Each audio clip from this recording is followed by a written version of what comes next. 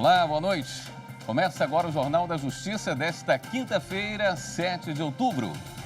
Ministro Alexandre de Moraes determina que Polícia Federal tome depoimento do presidente Jair Bolsonaro em até 30 dias em inquérito que apura suposta interferência na PF. O dia, a hora e o local devem ser acertados previamente com o presidente. Esse é um dos destaques da edição de hoje. Você vai ver também. STF retoma julgamento sobre realização de showmícios em campanhas eleitorais. Presidente do Supremo suspende decisão que prorrogou validade de concurso para professor municipal em razão da pandemia.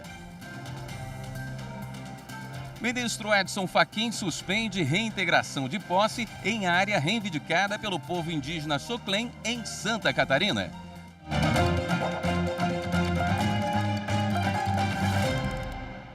O ministro Alexandre de Moraes, do Supremo Tribunal Federal, determinou que a Polícia Federal tome depoimento do presidente Jair Bolsonaro no prazo máximo de 30 dias.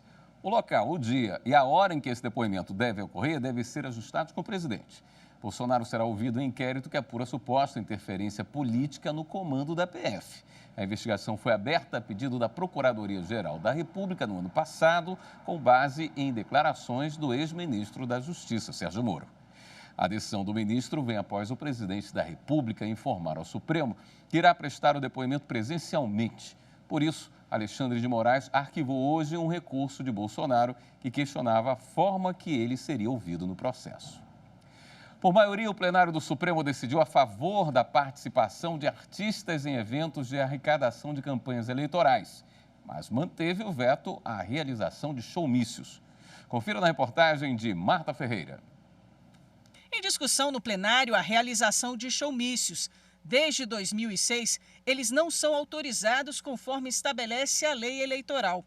Em 2018, PSB, PT e PSOL entraram no Supremo questionando essa proibição, que também não permite a apresentação de artistas em comícios e reuniões eleitorais, mesmo quando feitas de modo gratuito, sem cobrança de cachê. Para os partidos, a proibição não é compatível com a garantia constitucional da liberdade de expressão. O relator, ministro Dias Toffoli, votou para manter a proibição de showmícios como forma de assegurar a igualdade de condições aos candidatos, mas admitiu a realização de eventos artísticos e shows musicais para a arrecadação de recurso para campanhas eleitorais. O ministro Alexandre de Moraes acompanhou o relator. Já o ministro Nunes Marques manteve a proibição de showmícios e de eventos para a arrecadação. O julgamento foi retomado com o voto do ministro Luiz Roberto Barroso. Na questão da realização de eventos artísticos e shows musicais para arrecadação de recurso para campanhas eleitorais, Barroso seguiu o relator. Já quanto aos showmícios, o ministro entendeu que a participação não remunerada de artistas é assegurada pela Constituição como forma de liberdade de expressão. É uma espontânea manifestação, é um espontâneo exercício da liberdade de manifestação política, diferentemente da contratação por cachê de um artista, que pode, sim, ensejar o abuso do poder econômico. Mas, se nós estamos falando, como estamos, que é sem remuneração, não é para evitar o abuso de poder econômico que se estabeleceu essa restrição. Agora, se a restrição foi estabelecida para impedir a influência dos artistas no processo político, eu acho que é manifestamente inconstitucional. Os artistas têm todo o direito de participar do processo político, como têm os garis, os engenheiros e todos aqueles em relação aos quais não existe a vedação legal. A ministra Carmen Lúcia acompanhou o voto do ministro Luiz Roberto Barroso. Já os ministros Gilmar Mendes e Luiz Fux seguiram o entendimento de Nunes Marques. Os demais ministros acompanharam o relator, admitindo a participação de artistas em evento de arrecadação de campanhas, mas mantendo a proibição de showmícios. O ministro Edson Fachin suspendeu a reintegração de posse em área reivindicada pelo povo indígena Xoclen, em Santa Catarina. Em análise preliminar no caso, o ministro considerou plausível o argumento de que a ordem de reintegração desrespeitou a decisão proferida por ele, que suspendeu nacionalmente os processos e os recursos judiciais que tratem de demarcações e reintegrações de posse de áreas indígenas até o fim da pandemia da Covid-19. Ao analisar o pedido, o ministro Edson Fachin observou que, ao contrário do que afirmado nas decisões questionadas, não foi decidido de maneira definitiva que a área em questão estivesse fora da terra reivindicada pelos indígenas. Ou seja, para o relator, diante da possível existência de um conflito possessório entre particulares e indígenas, os efeitos da decisão do Supremo devem ser aplicados ao caso. O presidente da Comissão de Constituição e Justiça do Senado, Davi Alcolumbre, disse ao Supremo que não há demora anormal para a sabatina de André Mendonça, indicado para ministro do STF. Quem tem os detalhes é a repórter Viviane Novaes. Os senadores Alessandro Vieira e Jorge Cajuru pediram ao Supremo que a Comissão de Constituição e Justiça do Senado marque com urgência a sabatina de André Mendonça. Ele foi indicado há mais de 2 meses pelo presidente da República para ocupar a vaga aberta com a aposentadoria do ministro Marco Aurélio. Segundo os parlamentares, a demora do presidente da comissão, Davi Alcolumbre, em pautar a sabatina é um ato ilegal e abusivo e que todos os meios ao alcance dos senadores já foram usados para que ele marcasse uma data, mas não tiveram sucesso. Antes de decidir sobre a ação, o ministro Ricardo Lewandowski pediu informações ao presidente da CCJ. Num documento de 18 páginas, o senador Davi Alcolumbre afirmou que não há demora anormal ou estranha para a sabatina. Alcolumbre alegou que hoje mais de 1.700 matérias tramitam na comissão. O senador também disse que não há consenso sobre a indicação e a aprovação de André Mendonça para ministro do Supremo. O presidente do Supremo Tribunal Federal, o ministro Luiz Fux, suspendeu a decisão do Tribunal de Justiça do Rio Grande do Sul, que havia prorrogado o prazo de validade de um concurso público para professor no município de Cachoeirinha até o fim da pandemia da Covid-19. Na decisão, o ministro Luiz Fux afirmou que a lei que criou o Programa Federativo de Enfrentamento ao Coronavírus se destina unicamente a concursos públicos federais e que a Presidência da República vetou o parágrafo que estendia a suspensão de prazos a todos os certames federais, estaduais, distritais e municipais já homologados. O presidente do Supremo constatou ainda o risco à lesão à ordem pública na manutenção da decisão do Tribunal de Justiça Gaúcho, porque a prorrogação da validade de concurso já expirado prejudicaria o novo concurso lançado pela administração municipal para a contratação de novos professores para 2022. A usina hidrelétrica Risoleta Neves, em Minas Gerais, não vai mais receber verbas do mecanismo de realocação de energia. Ela está fora de operação desde o desastre de Mariana, em 2015. A Corte Especial do Superior Tribunal de Justiça acolheu o pedido da Agência Nacional de Energia Elétrica, ANEEL, para suspender liminar do TRF1 e retirar a usina hidrelétrica Risoleta Neves do mecanismo de realocação de energia, sistema criado para minimizar os riscos de escassez de chuvas para a atividade de geração de energia. A usina está inoperante pelos danos causados com o rompimento da barragem de Fundão, em Mariana, Minas Gerais, em 2015. Na decisão unânime, o colegiado acompanhou o voto do presidente do STJ, ministro Humberto Martins, pela revisão de uma decisão anterior que havia indeferido o pedido da ANEEL de suspensão da liminar. Para o ministro, a decisão judicial que afastou a determinação da agência de suspender a usina causaria distorção do quadro regulatório, traria prejuízo econômico aos consumidores e beneficiaria indiretamente a companhia Vale, mesma empresa causadora dos danos ambientais. O ministro Humberto Martins apontou que a usina Risoleta Neves vem recebendo valores de compensação financeira sem gerar energia há mais de 5 anos. A ANEEL indicou prejuízo com a permanência da usina no sistema de mais de 420 milhões de reais para as outras usinas que compõem o sistema. Cerca de 30% desse prejuízo foi repassado aos consumidores cativos de energia elétrica. No julgamento, o ministro também ressaltou que a Samarco, responsável direta pelo desastre ambiental, tem como acionista a Vale, que também controla o consórcio Candonga, o que faz com que todo o prejuízo econômico suportado pelos consumidores resulte em benefício para a empresa causadora da tragédia ambiental. O Tribunal de Justiça de Santa Catarina confirmou nesta quinta-feira a absolvição do empresário André Aranha. Ele foi acusado de estuprar a influenciadora digital Mari Ferrer em 2018, depois de uma festa em Florianópolis. Os desembargadores mantiveram o entendimento da primeira instância de que não foram apresentadas provas suficientes da acusação. O caso tramita em segredo de justiça e ainda cabe recurso da decisão. E no próximo bloco, a sessão de hoje do Tribunal Superior Eleitoral. Voltamos já.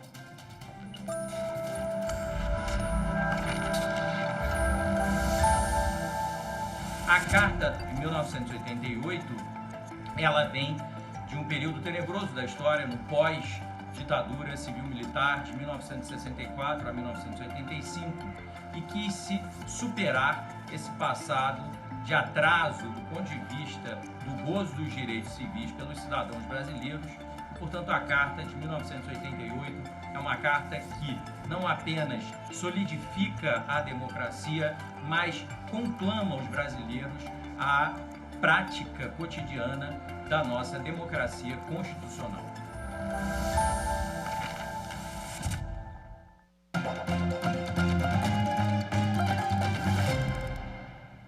Na sessão plenária de hoje, o Tribunal Superior Eleitoral decidiu que gravações feitas em ambientes privados sem autorização judicial não são válidas como provas em processos das eleições de 2016. O posicionamento foi tomado ao julgar um recurso de Antônio Lacerda Filho e Medrade Balbino Temponi. Eleitos prefeito e vice da cidade de São José da Safira em 2016, eles foram cassados pelo Tribunal Regional Eleitoral de Minas Gerais por compra de votos. Mas o TSE entendeu que a gravação usada como prova na cassação era ilícita. Ou seja, no mais, que é o detentor de um mandato, que seja legislativo, seja executivo, que eventualmente pratique um crime, a licitude da gravação ambiental depende de autorização judicial, no menos que é ainda o candidato, ou aquele que pretende obter o mandato eletivo, também a gravação ambiental deve ser precedida de autorização judicial sob pena de ilicitude. E a segunda turma do STJ decidiu que a isenção de imposto de renda concedida a portador de doença grave vale para resgates de planos de previdência privada. Saiba mais na reportagem de Marina Campos.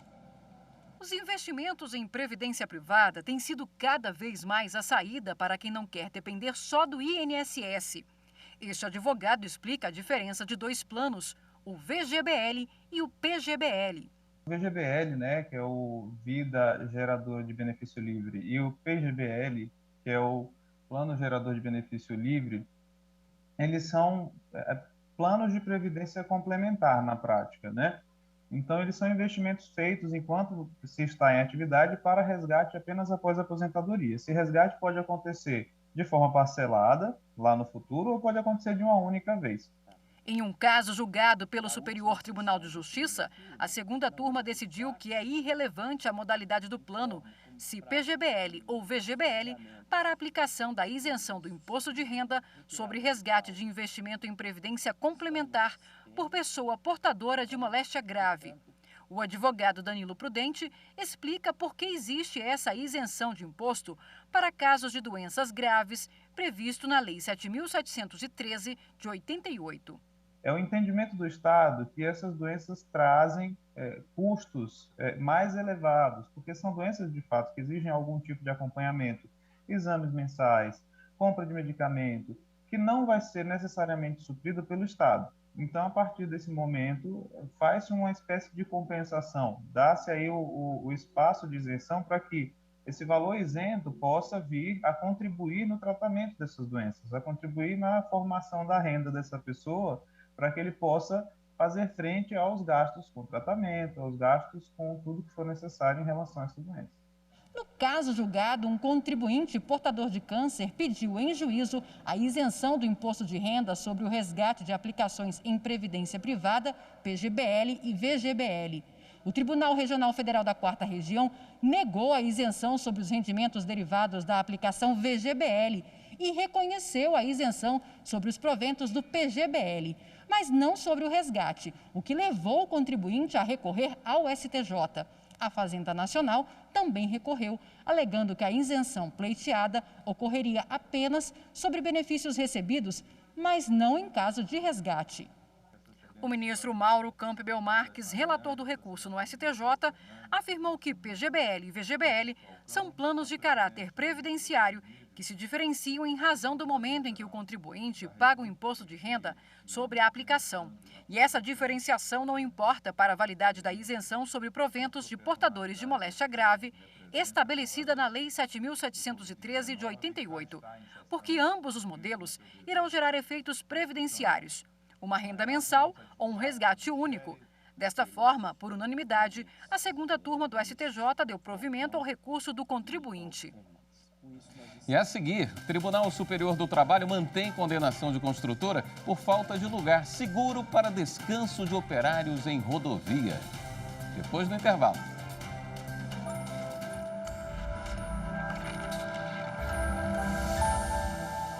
A Constituição é um instrumento jurídico-político que instituiu o Estado Democrático de Direito. Garantir sua plena aplicação é o caminho para um Brasil justo e solidário.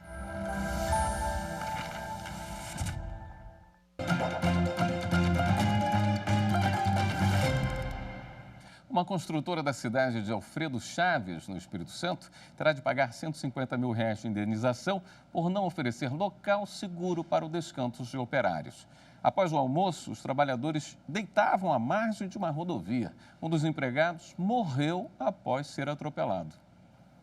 Na ação, o Ministério Público do Trabalho argumentou que o operário morreu atropelado por um caminhão desgovernado à margem da rodovia estadual 375. De acordo com a fiscalização, isso ocorreu enquanto um grupo de operários descansava em área de sombra, perto do meio-fio, após o almoço. Segundo o MPT, o fato de a EZN Construtora e Serviços não oferecer local seguro para repouso colocou os profissionais em risco. Em primeiro grau, o pedido de indenização por danos morais e coletivos foi aceito. O Tribunal Regional do Trabalho da 17ª Região no Espírito Santo manteve a sentença que condenou a empresa ao pagamento de indenização no valor de R$150 mil. A empregadora recorreu e o caso chegou ao Tribunal Superior do Trabalho.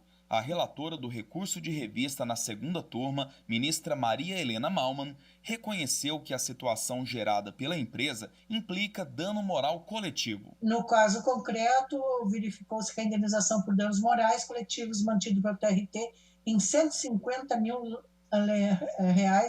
levou em consideração a gravidade dos fatos, o suporte econômico das reclamadas e também a questão do caráter pedagógico da medida. Nesse contexto, concluo que o valor arbitrado não se mostra desproporcional. Assim, a segunda turma rejeitou o pedido da construtora e manteve a condenação. A decisão foi unânime. O Tribunal Regional Federal da Primeira Região, com sede em Brasília, suspendeu decisão que exclui de ação de improbidade administrativa o sócio de uma empresa que não concluiu obra de sistema de esgotamento sanitário em município do Pará. A decisão é da terceira turma do TRF1, que acolheu o voto da relatora, desembargadora federal Mônica Cifuentes, no julgamento de recurso da Fundação Nacional de Saúde contra uma decisão da Justiça Federal no Pará. Os desembargadores analisaram a acusação de que o sócio de uma empresa, localizada na cidade de Conceição do Araguaia, foi beneficiado por ato de improbidade administrativa devido a supostas irregularidades em concorrência pública para execução de obra no sistema de esgotamento sanitário, no âmbito do então Programa de Aceleração de Crescimento do Governo Federal. A Funasa alegou que apenas 41,40% da obra foi executado, apesar de ter sido repassada praticamente a totalidade dos recursos federais. Segundo a Fundação Nacional de Saúde, embora o empresário tenha uma cota de participação minoritária, deve ser corresponsabilizado pelos atos de improbidade junto aos demais sócios. Em voto seguido à unanimidade pelo colegiado, a relatora explicou não ser possível concluir, a princípio, se o homem seria um sócio meramente figurativo, colocado para atender à legislação na chamada sociedade proforma. A magistrada ponderou, no entanto, que isso não quer dizer que o sócio será responsabilizado pelos atos questionados, mas que é preciso mantê-lo na ação para que sua responsabilidade seja apurada.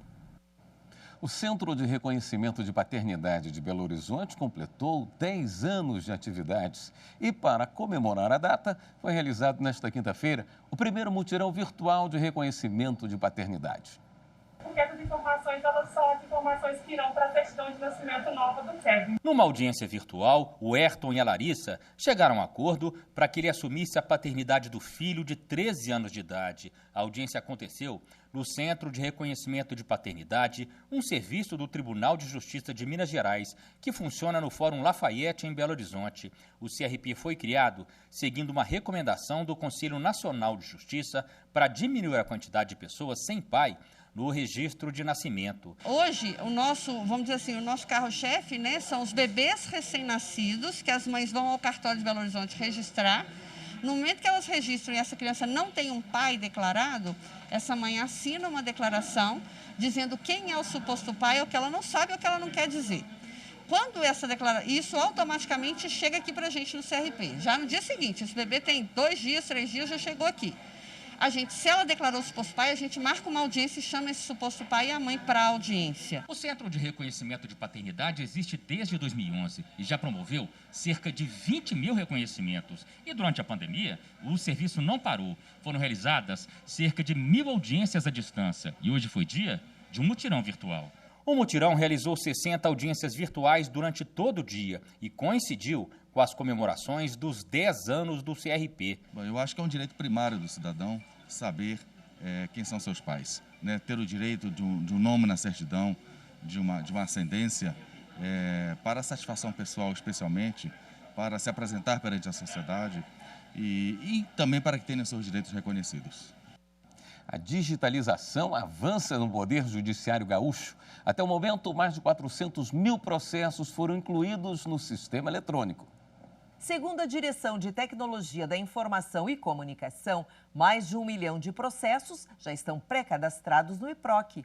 À medida que são convertidos, saem da etapa de pré-cadastro, já superando a marca de 1,5 milhão. É um marco muito importante para o nosso Poder Judiciário.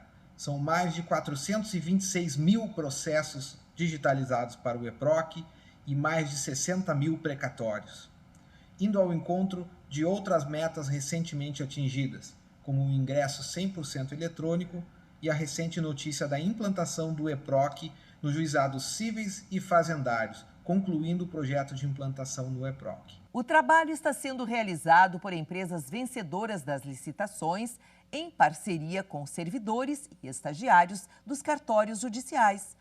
Os resultados positivos também contam com a parceria de advogados e advogadas, que até o momento já digitalizaram mais de 14 mil processos de forma voluntária, colaborando com o Judiciário nessa missão. A estimativa é que todo o trabalho esteja concluído em junho do próximo ano. Assim, rumamos para uma justiça virtual muito mais moderna, indo ao encontro das metas de digitalização e transformação digital do Poder Judiciário Gaúcho. Juizado Especial Itinerante retomou as atividades pelo interior de Mato Grosso no último mês, depois da suspensão do serviço por causa da pandemia.